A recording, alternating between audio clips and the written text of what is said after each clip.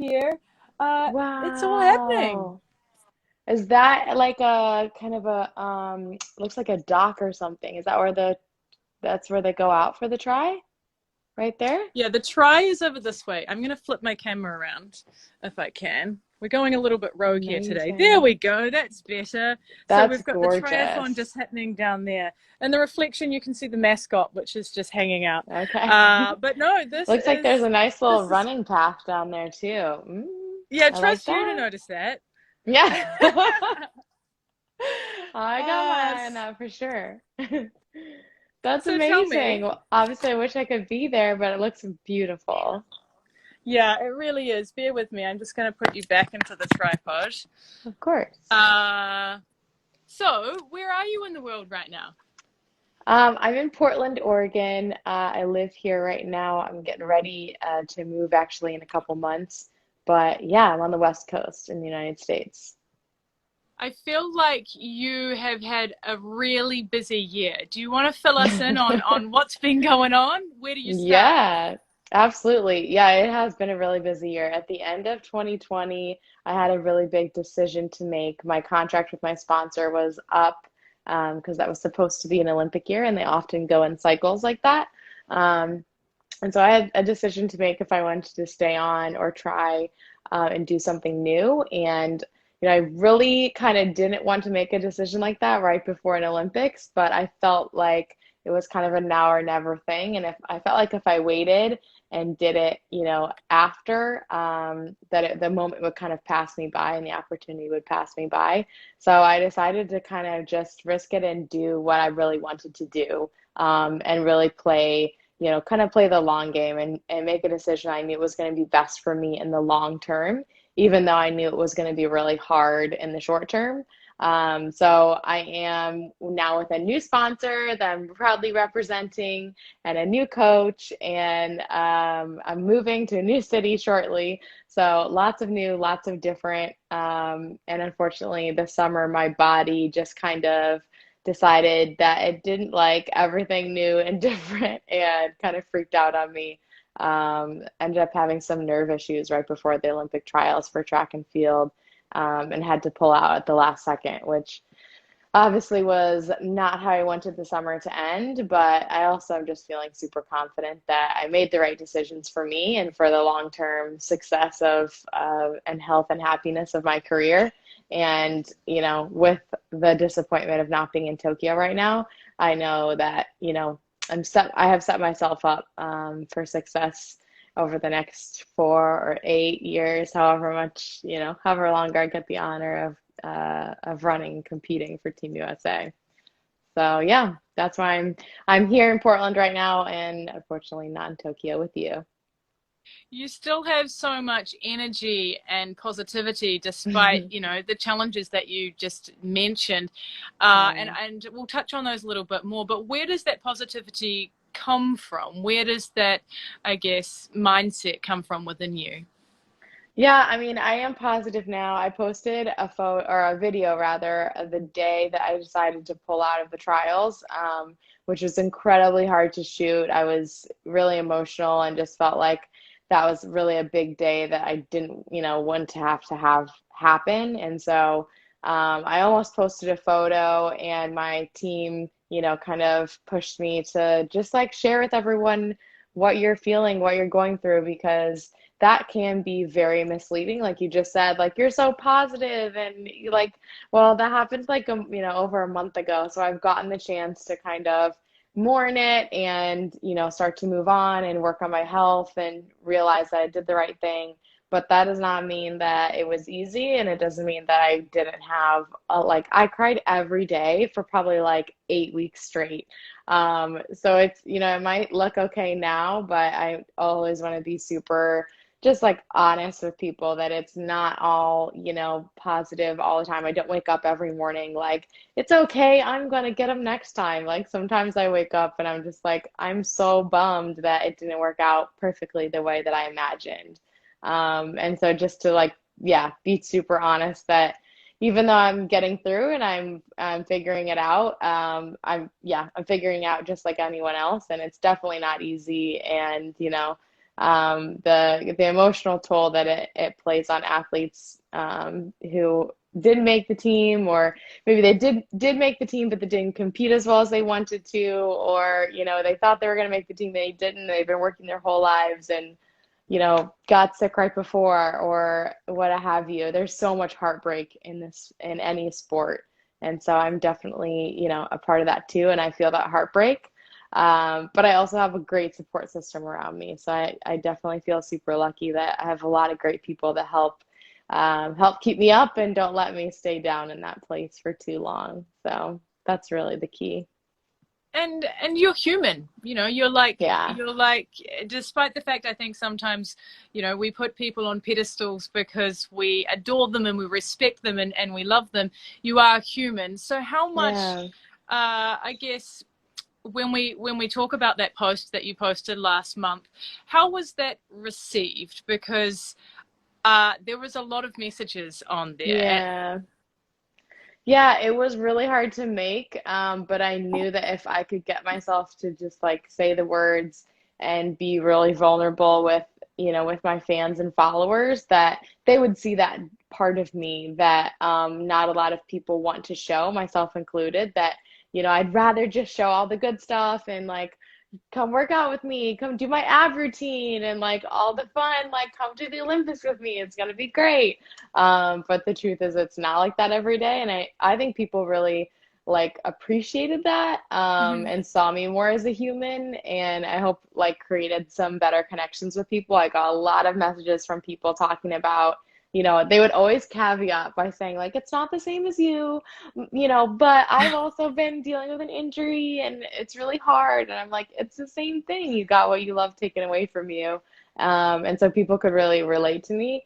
And I hope that then when I do, meet my goals and have big success, that they know that it was really hard to get there and they were part of the downside of it with me, and then they can be even more a part of the celebration with me because they know how hard I worked to get there and everything that I went through to make that happen. So yeah, I feel like just building connections is what I'm all about with my social media, and so I think it was key for me to share the good and the bad. Incredibly brave and vulnerable, because I think, you know, were many people actually expecting this announcement from you? Were people expecting you to pull out just before the US trials? I don't think so. I was keeping I was having struggles with my body off and on for the last couple months before, where it was, I would get a workout in here and then I would miss a few days and then, I would be, okay, I'm okay again. And then something else would pop up. It was just like a roller coaster for a couple months. And I ended up having to drop out of a couple other races because of that. So there was definitely some rumor swirling, and my competitors, there's a couple people who were saying like we're coming for your spot and that kind of stuff, which definitely was not easy to hear as I'm like in the doctor's office like trying to get my stuff together, and just knowing that women are gunning for my spot. But I know at the end of the day, I know we sent a really good team, all of Team USA. We sent an amazing team to Tokyo. And so obviously bummed I couldn't be a part of it, but also super excited to cheer everyone on. And I just know they're going to represent us really well. So I hope to be back in Paris in 2024. But this summer, I'm definitely rooting on Team USA track and field, but also I love watching the other sports too. So yeah, very excited to get the game started. Yeah, we are just a day away from the I opening know. ceremony over this side. Yeah, I we're feel like still some like a sort of day tour and a guide. half away. This It's is only the Wednesday fireworks are going evening to over be out here. this way. So when the athletes walk in for the athlete parade, for the parade of Yes. nations, there are Yeah, all these iconic moments that happen at an Olympics. You obviously went to Rio 2016 Olympic Games. I did. uh, you know, when we are here in the position that we are in now, a day away from the games opening, I mean, how do you control the feelings? What are the feelings? Yeah, I'm sure the athletes are feeling a big combination of excitement, but also nerves for a lot of them. I don't know what the stats are, but I know we have a lot of first-time Olympians out there who've just never, done their sport on this stage before. And it's unlike anything else. You might have gone to world championships before or whatever, but it's not the same. It's just this extra thing because it only happens every 4 years. There's this extra, specialness around it. And you have all, you're surrounded by all these different athletes in all different sports. And so it's just extra special. They're probably feeling really nervous, but hopefully also really excited. I know it's easier said than done, but I think one thing that I try and do whenever I'm at big competitions like that is just remember that it's the same thing that I do all the time. Like, no matter if there's, in this case, nobody in the stands, or if there's thousands of people watching and millions of people at home watching, I do the same thing with every race. And I try and just like think about that I'm just executing, for me, a 3,000-meter steeplechase the same way, that I always try to do, and focus on each hurdle, one hurdle at a time, and staying calm, staying close to the rail. All those things are all the same, no matter like kind of everything that's happening around you. Now, granted, that's a lot easier said than done, but that is kind of the goal. And then, you kind of let go of all those other things that you can't really control. That's a good point, isn't it? Because there are so many things you can control, and then there's a lot of things that you just can't control. Yeah. So how do you, I guess, mature as an athlete and learn to cope with those differences? Oh my gosh. Yeah. So I've been a professional for 6 years now. I graduated from Florida State University in 2015. Go Noles. And so I definitely feel like I'm in this weird spot now where I realize like I'm like one of the older people in my sport and in my event. And so that's just kind of a little bit weird for me to realize that I have a lot more experience than, for example, the third woman who got to go for Team USA in my event, in my place. This is her first games and definitely her first international competition. Like for athletes like that it must be really intimidating. And I remember it like it was, I feel like I'm still there, like that I'm still that athlete. And then I have to remember like, oh no, like I'm like seasoned now. I've been around the block, but I don't think it ever like gets old or like wears off, just because I think for everyone, it's what we do. Like we love doing this. It's what we're so passionate about. So for someone even like Allison Felix, this is her 5th Olympic Games. Like I doubt that there's any less excitement about it, even with COVID, even with everything. Like it's her 5th Olympic Games and the first one when she has a daughter. And so I'm sure it's, even just as special as ever for her. And that's just, I don't know, that's just what the Olympics are all about. So whether it's your first or your 5th, it's just going to be super special. So how do you feel then, given everything you've been through, given it's the eve of the games, the excitement and how much you clearly love your sport from what you've just said, how do you feel right now? Yeah, I feel very excited. This is definitely not how any of us imagined this going down, right? Like, it's still kind of crazy that we're finally here. That I think many of us probably had this little bit of doubt, like, is it even gonna still happen? And people would say that to me in interviews and stuff, like, oh, if the games happen. And I would just be like, do not get that juju away from me, like, didn't want to hear it. And so Good there's like vibes this only. only good vibes. So there's this weird, like, oh my gosh, it's like actually gonna happen. We've been waiting for now 5 years. And there's so many hardships to get here, and a lot of people that didn't actually get there, or people who made it there and then can't compete, because of COVID. Like, it's just amazing for everyone who gets to actually compete and go out there and do their sport. I hope they feel this insane sense of just gratitude to actually be able to do it, after all the waiting and all the hardships and all the training through COVID, like training through a pandemic, everything that the athletes have been through to get there. I hope they just have an insane sense of gratitude to be able to do what they love and kind of let go of some of the pressure about the results and like all the pressure that athletes put on themselves and that their team or country might put on them to perform, and just be like, hey, I get to be at the Olympic Games and do the sport that I love, and, kind of like let go of some of the pressure to get that medal, or, perform to a certain level, and just remember that you're here to have fun with it because you love what you're doing, and it's an honor to do that, and you're so lucky to be able to. So just try and let go and enjoy and have fun.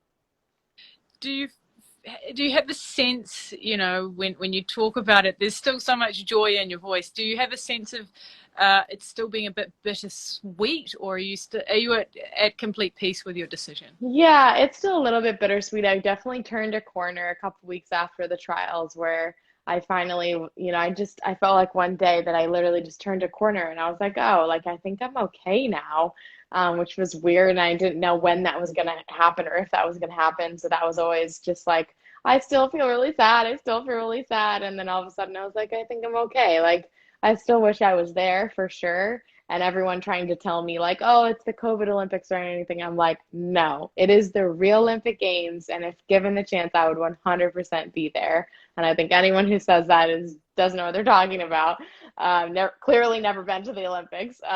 But yeah, I think right now I'm at peace and really looking forward to the opportunity to get that chance to put on the uniform again. For track and field, at least, we have World Championships that are going to be next summer for the first time ever on American soil in Eugene, Oregon, which is actually just like a couple hours south of where I'm at right now.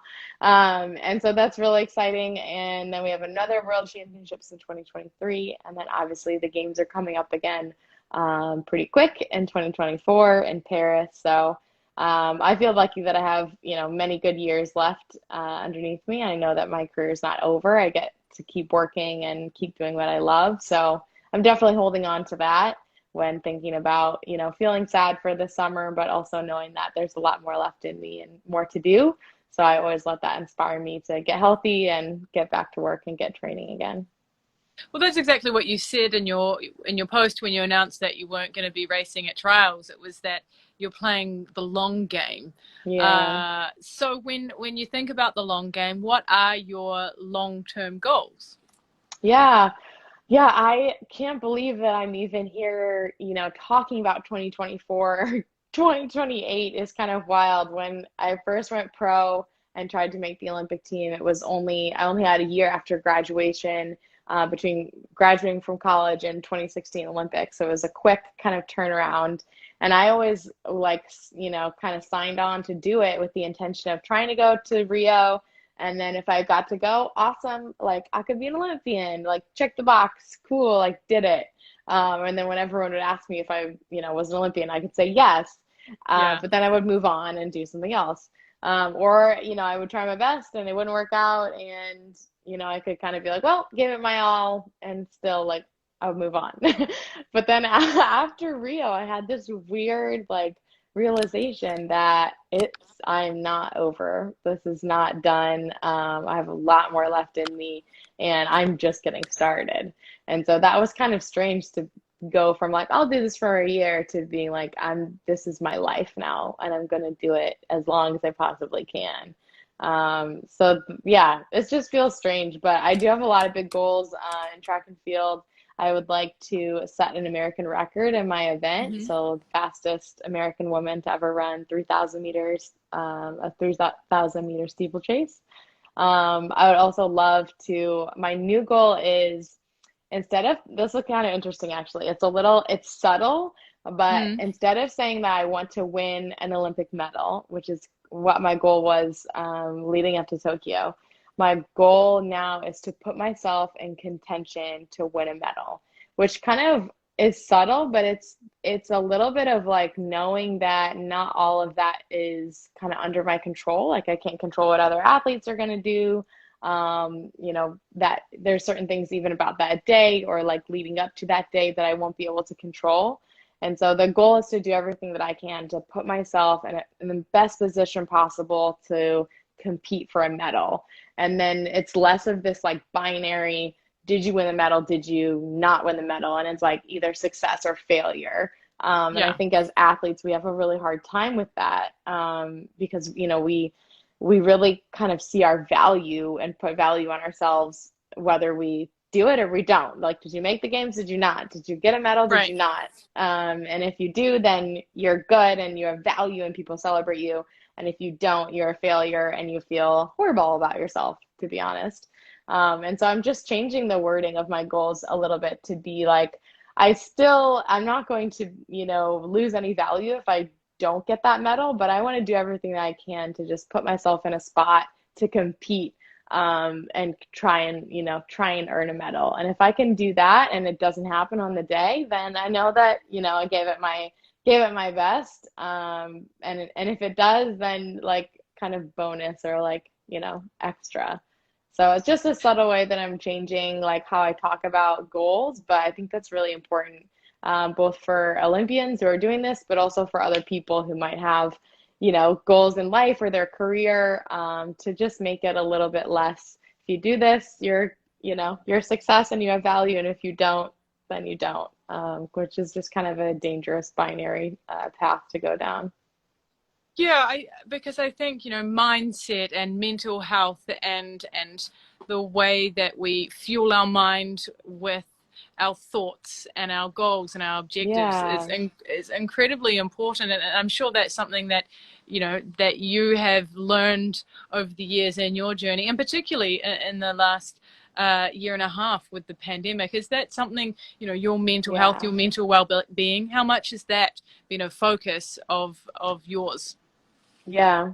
I love that we are talking about mental health and mental well-being in the same conversation as physical health now. I think that's something that's we've turned a corner, in that regard as kind of a society over the past like maybe year or so, which has been really cool. I feel like it used to be, especially for athletes, if you were talking about your mental health, it meant that you had like an issue, that you had a mental block and you weren't competing well, or what have you. But now I think a lot of athletes are realizing that it's okay to talk about the fact that they train their bodies and they get in the gym and they're on the track and they're on the court and on the field, and they spend hours a day with their coaches and their teammates doing everything to make sure their bodies are primed and ready. And honestly, it would be a waste of time if you just ignored the mental component of any sport, Mm. and it would be a waste of potential. And so, yeah, we train our bodies and we train our minds as well. And I think that's really cool to just see how that conversation has changed and people have become more comfortable like admitting, I have a mental coach, I have a physical coach, and I have a mental coach. And I recommend that to anyone and everyone who asks me about, mental tips or tricks, or what they can do to kind of gain an edge there. So, yeah, it's really cool. And I do have a mental coach as well as a physical coach. How often do you go and see your coach? So we do everything virtually, actually, most of the time. Sometimes, every once in a while, I get to see him in person, but I'm usually traveling all over the place, and we don't even live in the same city. So the pandemic, everyone was doing everything virtually, but even before that, Dr. Mondo and I have always been virtual. So, which is just works really well for me. He works with a lot of athletes, and it's the same thing with everybody. We're traveling for training and competitions everywhere. And then I can always make sure that, I have a weekly meeting with him, and I know to block that time out, and, we can, no matter where I am, we can meet up and get a session in, which is awesome. Awesome. The beauty of modern day technology, right? Absolutely. I think while everyone is so excited to get back to in-person things, I think there are certain things that we might take from all this virtual stuff that we can take with us into our normal lives even after we're able to do in-person things again too. So in terms of what you're going to be doing during the games, what will you be doing? I'll definitely be watching on TV. I have a lot of friends here in Portland who are also going to be watching, both professional athletes and just, people who are sports enthusiasts. So I think it'll be fun to watch with them and let that inspire me as I'm going through my rehab and trying to get get my body right. And I'm doing a little bit of running now. And so I think just being able to let that fuel my recovery process and inspire me. And like I said, I'm really excited for track and field. I have a few friends mostly from Team USA, but I have an old teammate from Florida State who competes in the 1500 for Team Australia, Lyndon Hall. So I'm very excited to cheer her on too. So lots of great athletes to cheer on, and not only in track and field. But yeah, definitely track and field is one of those sports that, like, the Olympics are like everything for us. It's a big deal for our sport. So I'm definitely excited to cheer them on. But also, like, soccer, the USA women's national team, or football, if you call it that. I'm excited to cheer them on too. So it'll be really exciting. And what about your event? How do you feel Am I gonna thinking watch? about watching the 3,000 meters steeplechase? Yeah. I will watch for sure. Emma Coburn and Courtney Frericks are two good friends of mine. We've made every team together since I graduated college. So I know they're going to represent Team USA really, really well. They actually went 1-2 in 2017 at World Championships in London. Emma won gold and Courtney won silver. So I know they're going to pack a couple punches out there, and I'm definitely going to watch and wait for some amazing races and maybe even an American record to go down if the race is really fast. I know that both of them have been training their butts off all summer, and they're both in really good shape, and they're both, healthy and just have been training really hard. So I know they're going to represent us well, and looking for one, if not two medals and maybe a record to go down in the steeple. So I'll definitely be Ooh, are you watching. calling a record? It could happen. It definitely could happen. I know Emma just tried to go for it last week and just fell on the last water pit. But she was getting very close and just, a little bit fatigued, made a little bit of a mistake on the last water pit. At that point in the race, you're just exhausted. But I know she's close, so it's possible. So that'll be exciting. I also have friends from other countries. Genevieve Kaz is from Australia. And then Gesa Kraus is a German friend of mine who'll be in the steeple. So besides Team USA, I have lots of fun women to root for who, I think in track and field, and it's probably true in many sports, we are fierce competitors, but I respect the heck out of all those women. I know they've worked their butts off to get there. So I do wish them, all the best. And I hope that everyone can be healthy and just have a really good, clean race. And I know those moments are so well earned. There's so many hours that are spent preparing for it. So I wish them all nothing but the best for sure. Have you been in contact with any of the athletes, or been in touch, I should say, with any of the athletes who are currently here? No contact. Yeah, it's a poor choice of words on my behalf. I'm sorry. No, it's all good. I know what you meant. But yeah, have you been in touch with any of the athletes who are here, who are staying in the Yeah. village, or who are already in Tokyo? Yeah, my good friend Kate Courtney is on the mountain bike team for Team USA, and she's already there and has been, spinning the wheels around, exploring on her bike, and it just looks gorgeous. It looks hot and sweaty though, like really sweaty. I actually was in Japan in 2015. Team USA did our pre-camp for Worlds that were going to be in Beijing, China. We did our pre-camp in Narita, right outside of Tokyo. Uh-huh. And I remember that summer, we spent like a week or 10 days there. The sweatiest I've ever been. I grew up in the Midwest, pretty hot and humid. Then I went to school in Florida, very hot and humid.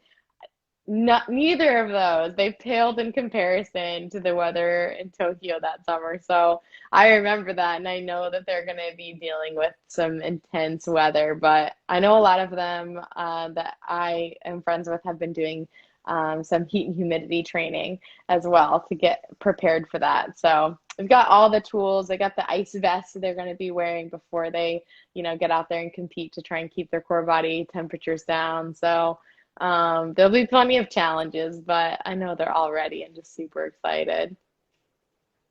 Yeah, I love seeing the different innovative ideas that the different teams have with different things, whether it's new equipment or Yeah. the ice vests. I mean, it sounds kind of actually here they have a lot of the neck vests, and I Yeah. saw Jess Fox, who does canoe slalom. She was putting, like, I don't know if she was just making this up or not, but she had Mm. ice like on her On her head. head. Yeah. Um, and I saw That's a super recently. effective way, I think, to cool you down is through your head.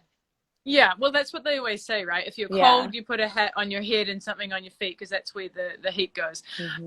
I'm not sure if I'm accurate in saying that, but let's I just go think with so. Yeah. it. Yeah. I think so. But how do you think how do athletes cope with the challenges? Because look, there aren't going to be people in the stands. It's going to be very hot. Yeah. There's a lot of these difficult things that they're going to be coping with. How are athletes going to cope in this environment, do you think? Yeah, and sometimes may not be able to have their coach from home, be there. There's just so many things that are going to be different or challenging. But I don't know. I think, athletes that's what we do for a living is like work through challenges. And this is, no different. It's maybe different, a little bit different challenges, or maybe there's multiple challenges being thrown at them at the same time, which is always obviously amplifies it. But I think this is what athletes are built for is, they fight through adversity. They've worked through challenges their whole life, whether that was when they were younger, just to try and like get on the travel squad to be able to, get better coaches or whatever, or just making sacrifices in their personal lives. Like I know for myself, I've missed many weddings of friends and family. I have never been to a graduation ceremony, mine or anyone else's. It's Wow. always during track season. Yeah. Graduation always happens at the Prom? Did you same go to time. prom? I did go to prom, but I have to leave at midnight. I like, carriage turned into a pumpkin at midnight. I had to go home. So yeah, I think, we just as athletes, we go through so many challenges to get to like the pinnacle of the sport. So I would think and I would hope that at this point it would be an attitude of nothing can stop me. Like I am here in Tokyo for the Olympic Games after waiting for 5 years, after waiting an extra year, got through a pandemic to get here. There's just been so many things, and it's like we're here, and it's like at this point nothing can, stop me from doing my absolute best and kind of achieving my potential. At least I hope and think I trust that the athletes have that kind of attitude, and that's just what it takes to get there. You have to, have that blind faith in yourself and just keep fighting through every challenge that gets thrown your way. Well, if they've made it this far, then they've got to be doing something right, right? Absolutely, absolutely, yes. And I hope they can have, even if it's not in person, just stay connected to. It always helps me on race day and before races, to stay connected to family and friends and remind myself that, like, even though it might seem like it, I'm not here by myself. I'm not alone. I have just like an army of people, behind me that are supporting me and cheering me on and got my back, like no matter what, win or lose. So I hope they're Skyping and FaceTiming and Zooming with everyone at home to remind them that they're not in Tokyo alone. There's lots of people there to support them. Yeah, there's a whole world behind these athletes. It's really So truly many people. so surreal. It really is just Yeah, remarkable, and I get goosebumps just thinking about it all. yeah, But I want to it's ask you a little amazing. bit more, I guess, about you and when we might see you in action next. Because when you pulled out of the US trials, you said your body needs a break, and you didn't Mm, specifically say sort of what happened and what injury. So I was just curious yeah, if you'd be willing to share a little bit more about what sort yeah, of physical condition you're in and what the injury is that you're battling that's not yeah. enabled you to be here. Sure, yeah. So it's a little bit confusing. I think that's kind of why I just left it at that because at the time and kind of still now it's a little bit unknown, but we have deduced that I'm dealing with some nerve issues that are coming from like a nerve in my back. And so it's confusing because sometimes that shows up as pain in my foot, and sometimes it shows up as pain in my calf, and sometimes it's pain in my glute or my hamstring. And so we were kind of chasing all these different issues around. for a couple months, dealing, treating my foot and then treating my glute and treating my kind of hamstring, but like what was the true problem? And I think that's probably the case for a lot of athletes who have been injured. And I've been injured before in the past, but I almost prefer the injuries that are like, you broke a bone, like this is Clear what's cut. clearly wrong. And if you just take 10 weeks off and get on crutches or whatever, like it'll heal. And then this is the protocol to get back into training. And this is kind of, you'll follow these steps, and it's like, Yeah. simple. I miss those days. I've been injured with those injuries before, and those are much easier. This is a little bit more complicated, and so I have a great support staff that has been helping me figure it out. But there's definitely more ups and downs in this. So I'll have some really good days and feel like on top of the world, and then I'll be like, for a kind of unknown reason, kind of, okay, now I'm sliding backwards for a couple days, and I have to just stay patient and not try and like push through that, which is what I was doing for, the lead up to the trials. It was just like, I just have to get to the starting line. So I'm going to push through any pain I have to, which is an athlete's biggest tool sometimes, but also, biggest downfall is being tough and pushing through and just trying to do whatever you have to do to get there. And so, yeah, once I decided, okay, I can't race, this is definitely not going to be able to, happen and not be a good idea for my health. Then it was like, all right, my team was like, you got to shut it down completely. No running, no cross training, Wow. for 3 weeks. And so after a couple weeks, I was allowed to like go on long walks and hikes with my dog, which was a lifesaver because I was going crazy, and do some like yoga. I was allowed to do like yoga and stretching and stuff, just to keep myself loose, which was also good for my physical but also mental health. Now I'm back into some running. I do regular Pilates kind of practice a couple times a Hmm. week, which I also really love, both on the mat and also on the reformer. And then running, and then eventually we'll build back into my swimming too. I really like to swim for Wow. cross training. I'm not a great swimmer, but I think it's just an awesome activity for runners to do, and really good cardio without any impact. Yeah, right. So I love swimming. Also think it's like weirdly meditative, just to be like silent in the water. All you can hear is, like the sound of your breathing in the water and stuff. And no phones, no distractions from electronics or anything. So, yeah, just getting back to some training and staying on top of treatment and making sure that when I'm getting back into it, it's super gradual and just super smart so that I don't kind of end up in that same spot again. And yeah, and just really avoid pushing through something that, yeah, just not safe to push through. And feeling like, okay, I can take it easy, go at my own pace, knowing that my goals are, 2022 and Hmm. beyond, and not, a month from now. So, The yeah, long that's game. kind of where I'm at now. That's the long game, exactly. But yeah, Well, I feel like I have a great support system to allow me to do that too and to help me with that. yeah, bravo. I mean, truly, it does sound like you have been working through so many different things, but you are doing what you believe is best for your well-being and your body. And I think, there is nothing that we can do more in our lives than looking after ourselves, because we only have one body, right? Yeah, exactly. Yeah, and thinking about that too is I'm like, I want to be a good example for any young athletes who follow me, or just people who follow me as a human.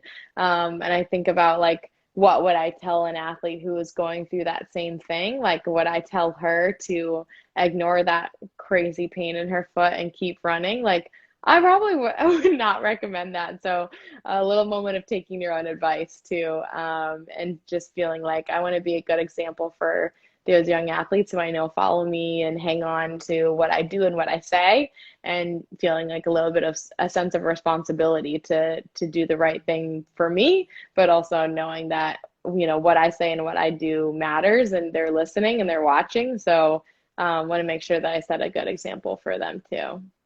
Yeah, well, actually, I've seen there's quite a few athletes who are competing here in Tokyo, have been popping up during this live.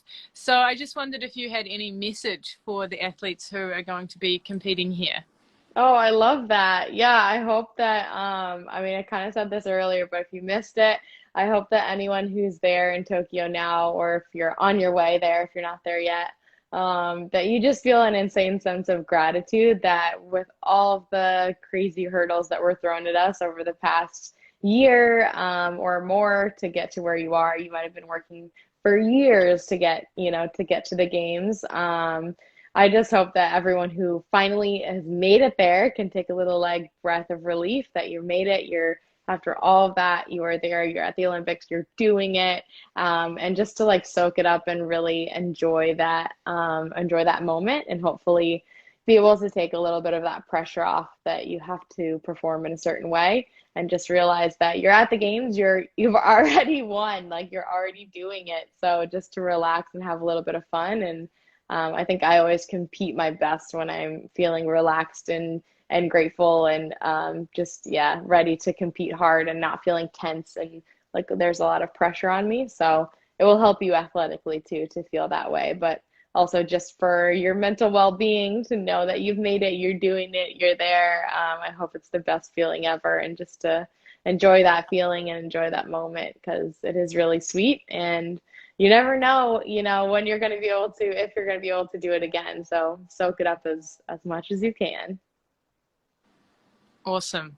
I'm sure they will, and I'm sure that everyone watching has thoroughly enjoyed hearing your wisdom. And thank you for your honesty and your vulnerability and sharing your journey and your story, because that is a choice.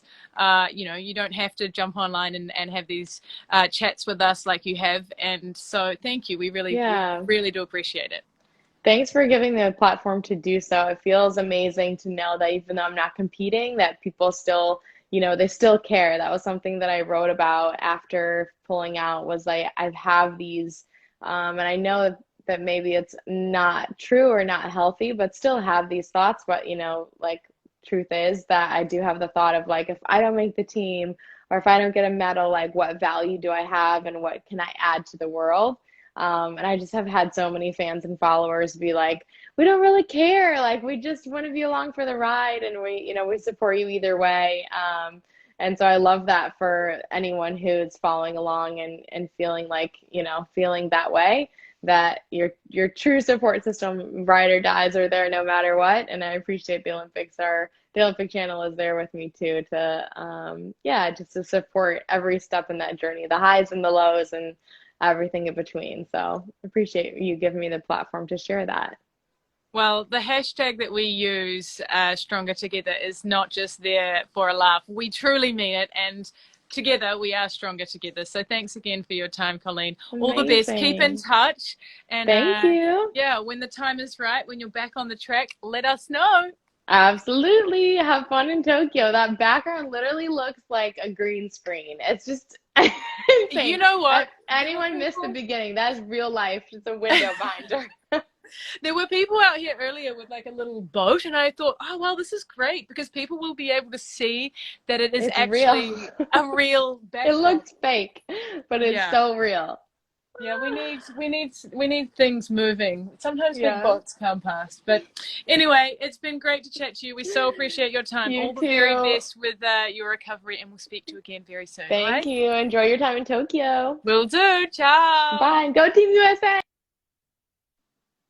I think I sort of dropped her out just as she was giving a shout out to Team USA, but you heard her there, Colleen Quigley, sending some love from United States of America. She couldn't be here. She pulled out, as we said before the US trials, but she is still a champion to us, celebrating Tokyo 2020, recovering, looking after herself, and she's going to come back stronger than ever in the future. So all the best to her. And to you guys at home, thank you for watching. Thank you for joining us as we have another chat with an Olympian right here on our Olympics Instagram Live. Much more fun to come, so make sure you stay tuned with us, and we'll speak to you again very soon. Take care. Ciao.